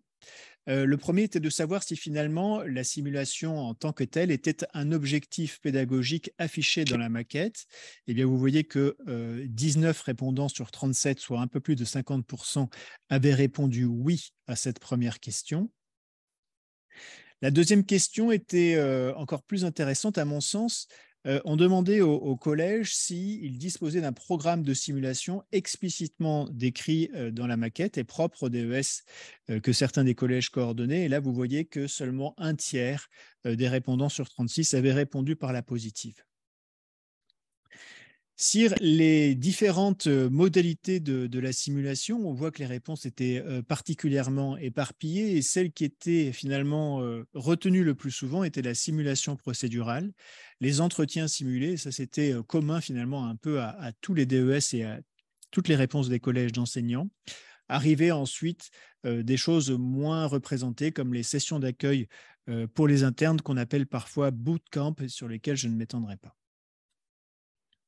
Concernant les séances de simulation, les éléments qui les caractérisent au sein de leur maquette, eh bien, vous voyez que dans 12 répondants sur 32, eh bien, la simulation avait un caractère obligatoire pour la validation du DES et que 6 répondants utilisaient une grille de réponse standardisée, ce qui nous paraissait une piste intéressante à creuser. On avait vu que finalement, le programme de simulation était rarement appliqué de manière homogène sur l'ensemble des interrégions et dans tous les UFR. Et essentiellement, on voit que les freins principaux étaient le manque de financement ainsi que l'absence de temps sanctuarisé pour la simulation. Pour ce qui concerne la mise en place de formateurs qualifiés en simulation, eh bien, on voit que finalement les hospitalo-universitaires et mono-appartenants hospitaliers étaient principalement représentés, mais que pour 13 répondants sur 36, eh bien, il n'y avait pas de formateurs spécifiquement qualifiés en simulation, et on faisait appel ici à une validation locale, celle qui est le plus souvent décernée par les unités de simulation dans les UFR. Avez-vous un partenariat avec l'industrie? Eh bien, on voit que ce partenariat avec l'industrie était présent pour 25% des répondants. Je n'ai pas détaillé les modalités, mais l'analyse approfondie du questionnaire fait apparaître des pistes de réflexion particulièrement intéressantes. En question 18, on demandait finalement aux répondants potentiels quels étaient les modèles de financement de toute ou partie du programme, et on voit que le financement facultaire local et le financement public national arrivaient respectivement en deuxième et première position. On envisageait également pour certains collèges des formations payantes à destination des entreprises et des participations de l'hôpital. Les internes en formation devaient-ils valider un DU ou un DUI complémentaire dans le cadre de l'acquisition des compétences? Et c'était le cas pour près de 20% des répondants. Existait-il des initiatives de simulation indépendantes du collège et des UFR? On voit que c'était finalement assez répandu, et notamment localement. Et je crois qu'on arrive à la dernière question formalisée. La 23e question permettait des éléments de réponse libre. Et là encore, vous avez été particulièrement prolixe. Alors, on n'a bien sûr pas le temps de l'exploiter aujourd'hui, mais on le fera. Et c'est finalement beaucoup de matériel pour lequel nous pouvons réfléchir. Et les premiers constats, c'est qu'il y a des avancées substantielles depuis la publication des maquettes de 2017, que certaines disciplines semblent mûres pour la mise en place d'un programme national de simulation. Les difficultés persistantes, eh bien, elles ont trait à la fois à l'existence de formateurs qualifiés et de financement. Des propositions innovantes ont été faites pour les financements, justement par certains collèges, et notamment la participation des collectivités territoriales et de chartes qui sont déjà réalisées par certains collèges pour la participation des industriels. Quelles sont les prochaines étapes? Eh bien, d'abord, une exploitation, et j'en parlais, exhaustive des résultats. La récupération des programmes existants, certains collèges nous les ont déjà transmis, on les en remercie. Et puis, c'est d'actualité la convergence des luttes, puisque la conférence des doyens, la CNCM et la Sofrasim vont travailler de concert pour finalement proposer aux législateurs et proposer aux différents cabinets des outils qui permettront de faire avancer la simulation de façon assez substantielle en troisième cycle. Je vous remercie de votre attention et j'espère avoir fait assez court, mais néanmoins apporter quelques éléments. Et je suis prêt à répondre à vos questions s'il y en a. Merci. Merci beaucoup, Julien. Donc, vous avez compris que c'est un effort très important de Julien, des collègues de la CNCEM en lien avec la conférence des doyens et la Sofrasim pour essayer de lever des fonds pour la simulation en troisième cycle. Pour les collèges qui n'ont pas encore répondu, merci de répondre le plus rapidement possible pour qu'on puisse clore cette enquête. Et vous avez compris que l'idéal, ce serait que chaque collège ait son programme de simulation qui puisse l'aider à trouver des moyens pour mener cette simulation au plan national avec des simulations qui pourraient être partagées avec d'autres collèges et d'autres spécifiques. Merci beaucoup, Julien. Il nous reste un topo qui est le topo sur les ETU d'Abderrahim Oussala. Éric Le Chevalier m'a informé que 50 présidents de collège ont déjà voté. Il vous reste 10 minutes à peine pour voter pour vos collègues candidats au bureau. Et Abderrahim, je te fais partager l'écran. Je suis désolé pour le côté un peu marche forcée de la fin de cette réunion et on essaye de ne pas dépasser habituellement les horaires. Et Abderrahim, tu peux partager ton écran si tu le souhaites. Merci Luc, je partage. Oui.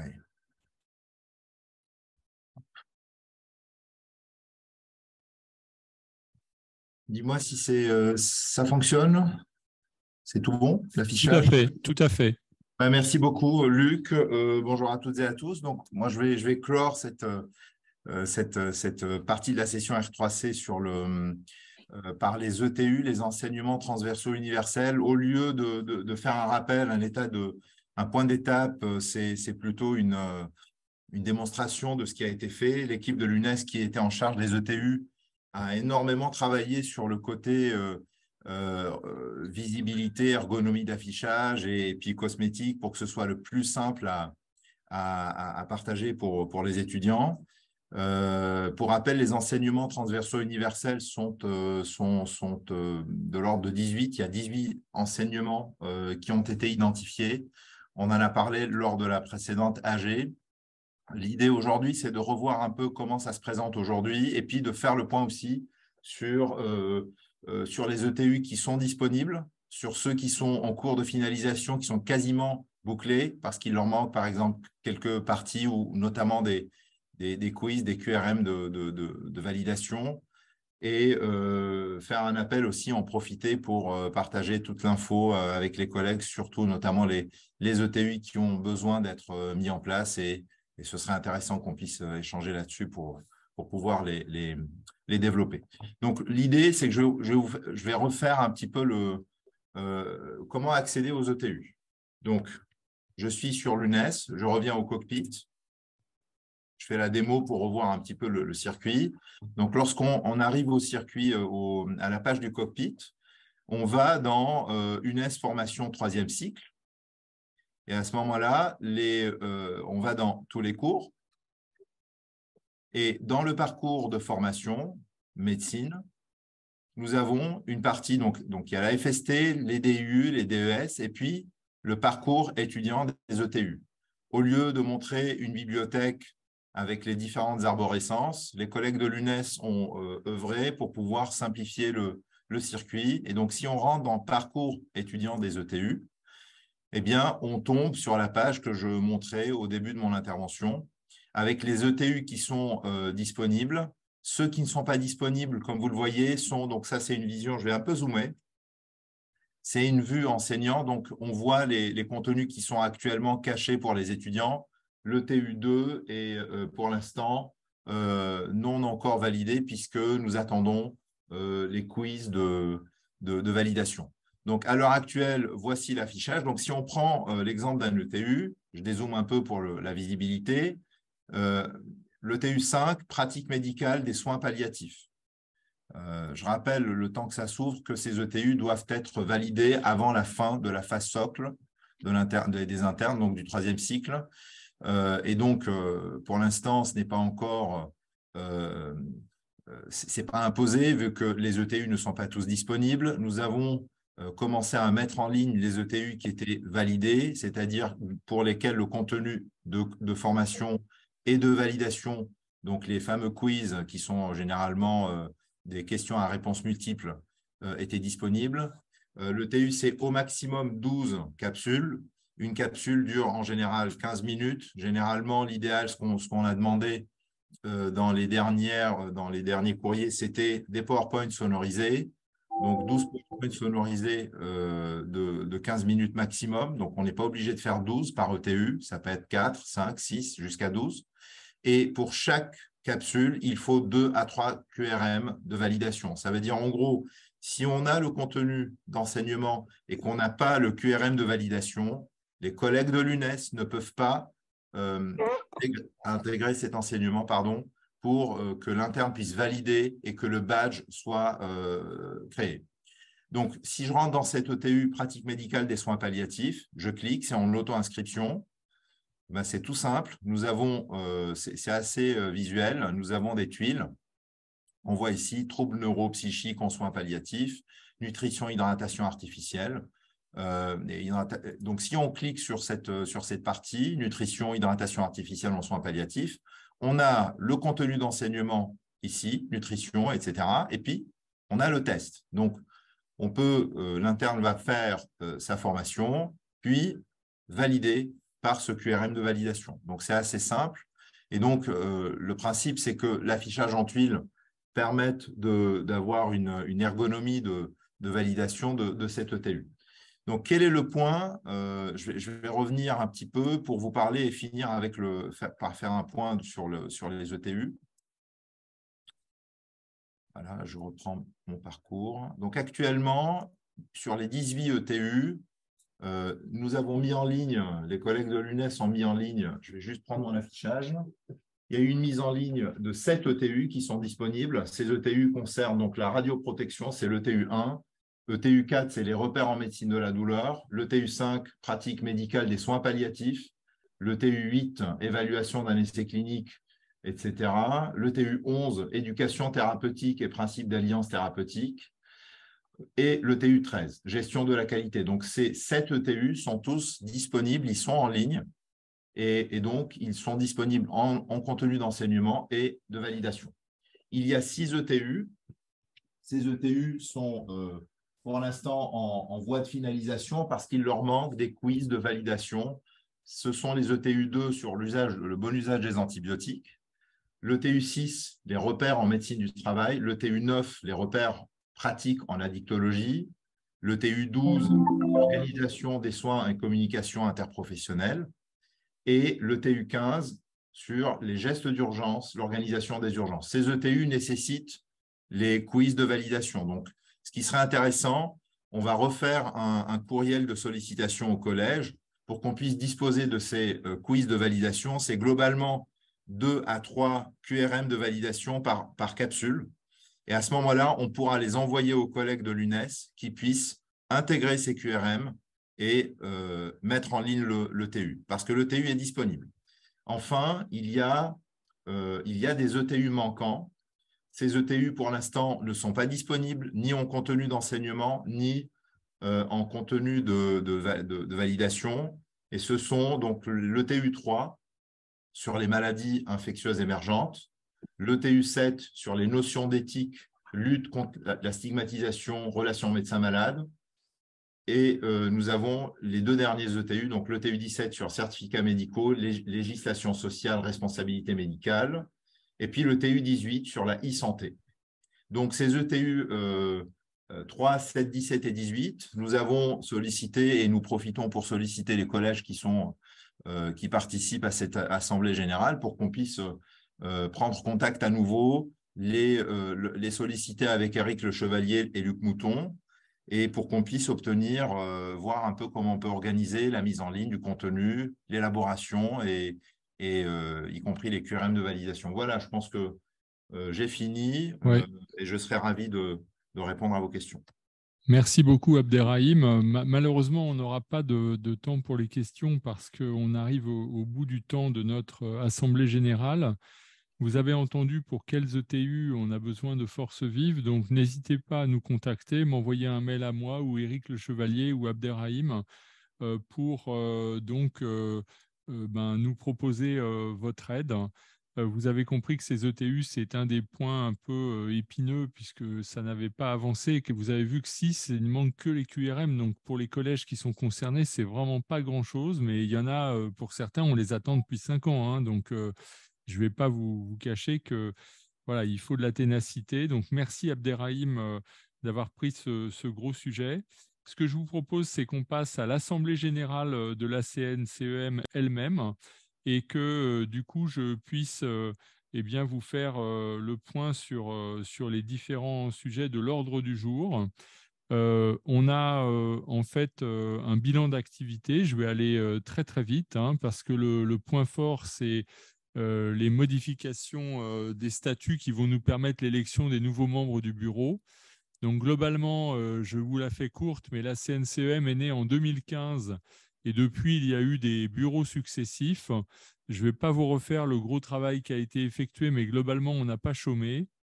Et si on veut vous solliciter aujourd'hui pour participer au bureau, c'est parce qu'on est de plus en plus sollicité par les cabinets, par les collègues, par la conférence des doyens, pour participer, par l'UNES, pour participer à des démarches nationales et que ces démarches nationales prennent du temps et de l'énergie et qu'assis dans le bureau, on n'est pas suffisamment nombreux pour pouvoir fournir tout le travail nécessaire.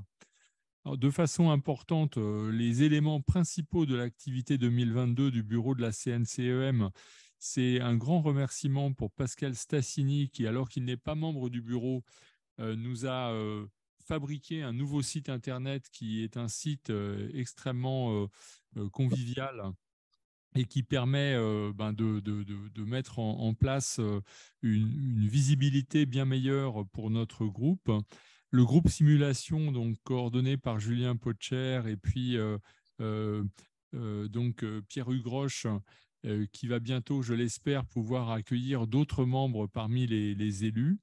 La finalisation du LISA qui nous a pris avec Éric Le Chevalier une énergie, on va dire, presque déraisonnable, mais merci à tous les membres des collèges qui ont participé parce que le LISA est complet et maintenant on peut le faire évoluer. Merci à Abderrahim pour animer ce groupe ETU pour qu'enfin les ETU soient disponibles pour tous. Et puis, on est en lien avec l'ONDPS et puis le Centre national d'appui des étudiants en santé avec un certain nombre de démarches et d'échanges qui, eux aussi, ont été fructueux en 2022. Alors, le bureau actuel de la CNCEM, vous le voyez là. Et vraiment, les 6 sont des membres très, très actifs et travaillent beaucoup. Et j'ai une pensée particulière pour Élise Launay qui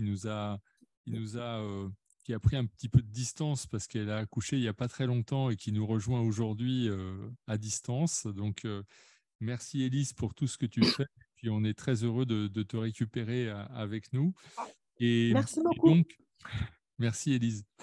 Et donc, il y avait 2 éléments à aborder qui étaient le point financier.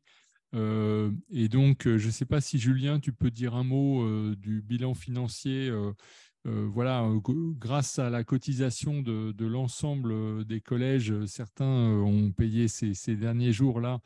On a maintenant une manne qui devrait nous permettre, qui est un peu plus de 17 000 € je crois, et qui devrait nous permettre donc peut-être d'embaucher à tiers de temps une secrétaire, ce qui était l'objectif. Pardon d'interrompre, mais l'écran n'est pas partagé. Alors, pardon. Alors, vous avez compris que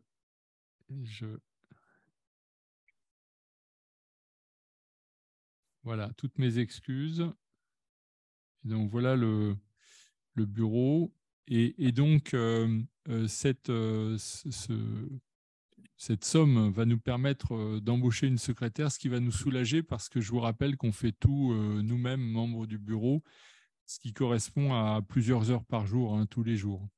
En pratique, donc, il y a un deuxième point qui était l'activité du site et je ne sais pas si Pascal Stassini peut être en ligne et peut éventuellement partager son écran pour nous montrer l'activité du site ou en dire quelques mots. Je suis là. Donne-moi l'accès. Voilà. Alors,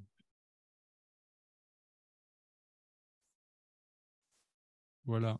Je viens de te donner la main, Pascal.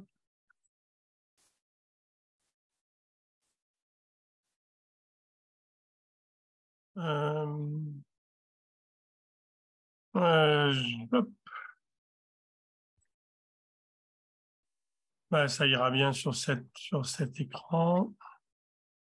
Donc effectivement, désormais, il y a donc plus qu'un seul site atteignable par 2 adresses.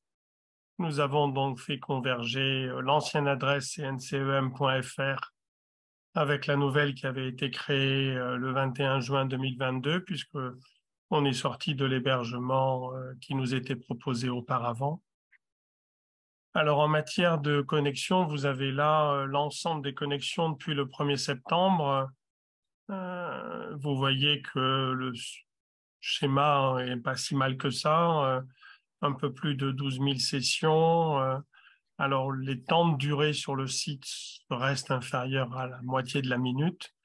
Et il y a quasiment 97% de nouveaux utilisateurs. Donc, c'est très bien. Vous voyez la dynamique en janvier et vous pouvez constater qu'à partir de l'année 2023, le bruit de fond est le double de celui, voire le triple de celui qu'on avait en 2022. Concernant les pays qui nous contactent, vous avez effectivement pour un peu plus d'un tiers la France, mais les États-Unis sont aussi concernés. L'Allemagne en Europe, et puis la Chine, l'Italie, Singapour. Vous avez sur ce slide l'ensemble de l'origine des requêtes. Ces requêtes ciblent donc les maquettes d'EDES, Luc l'a rappelé tout à l'heure, ainsi que certains collèges d'enseignement, voire les textes officiels, ainsi que les maquettes FST. Donc finalement, tout ce qu'on met à disposition est regardé. Et regardez, donc, comme je vous l'ai dit, avec comment dirais-je, des nouveaux clients pour l'instant, avec une forte proportion de connexions mobiles.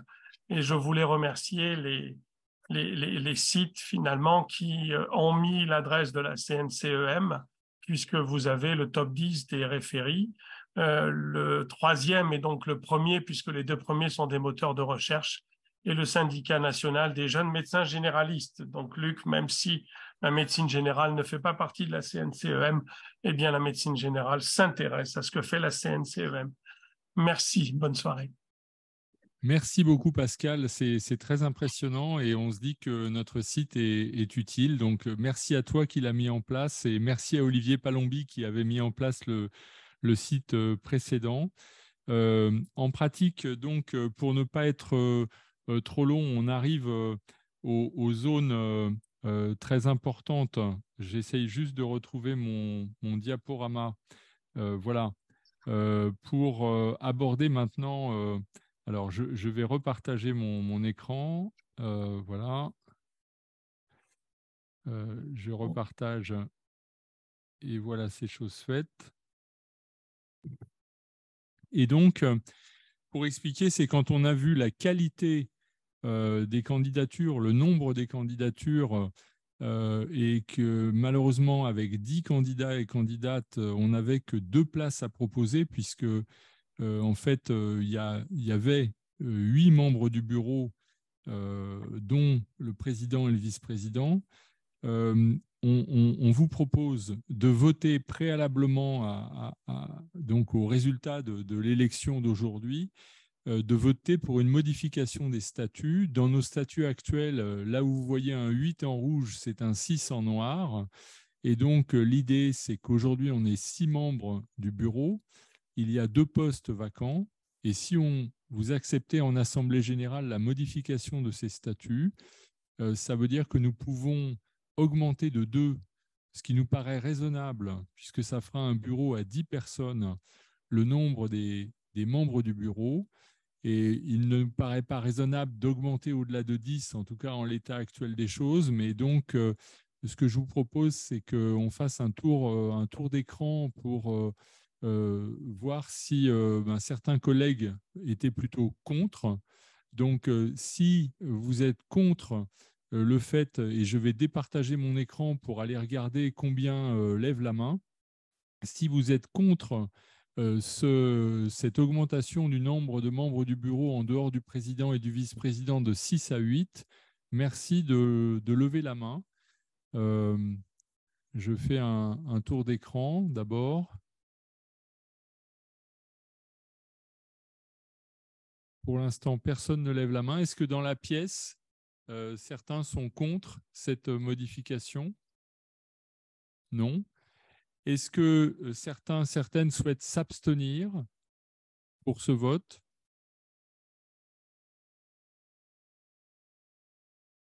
Personne. Donc, on retient que cette proposition de modification des statuts est retenue à l'unanimité. Et donc, merci à toutes et à tous pour votre aide. Et donc, maintenant, ce que je vous propose, c'est de passer donc, à la dernière partie. Donc, nous avons 10 candidats.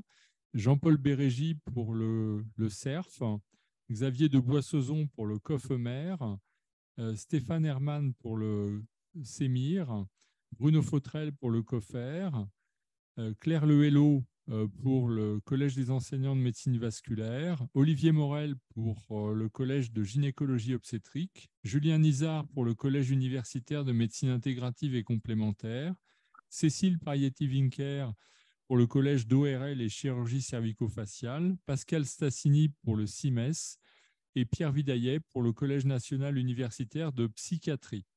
Et donc, c'est Éric Le Chevalier qui est à distance et qui, en fait, a centralisé vos réponses.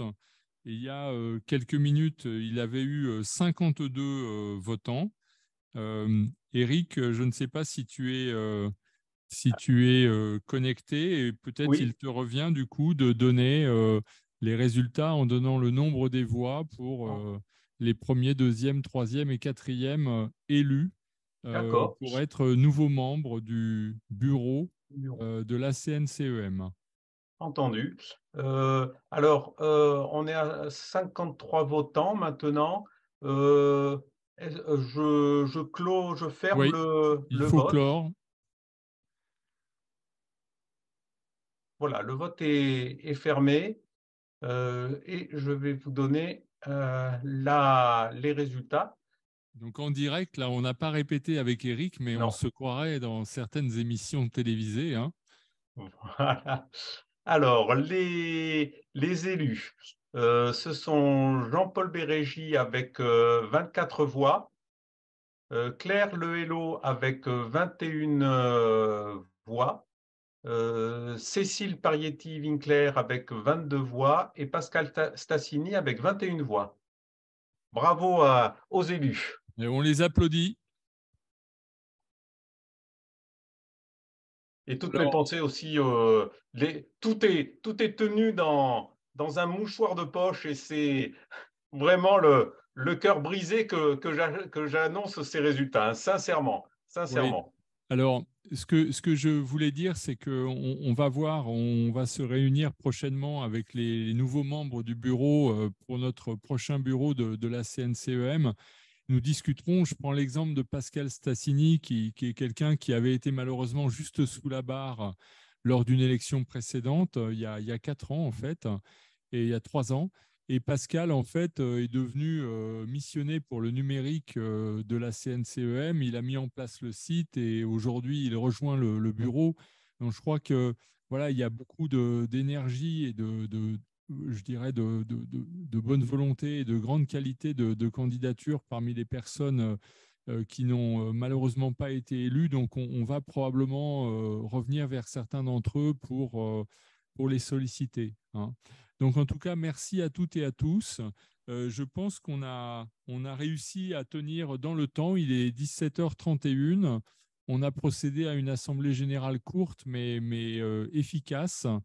Et donc, on va faire un mail officiel pour donner ces résultats. Et puis, nous vous fournirons également un compte-rendu et les présentations seront disponibles sous forme de PDF sur le site de la CNCEM dans les jours qui viennent et il y aura un court compte-rendu de nos échanges. Voilà, merci à toutes et à tous. Désolé qu'on n'ait pas pu plus discuter sur la réforme du 3e cycle, mais on a été, comme il nous est arrivé par le passé quelquefois, pris par le temps.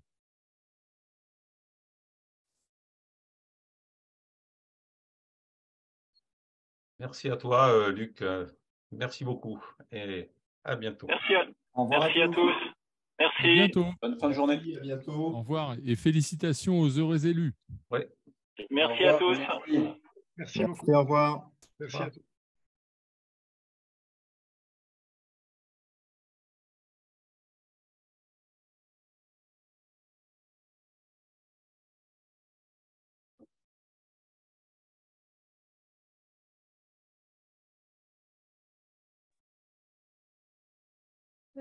Ton micro est coupé, Luc.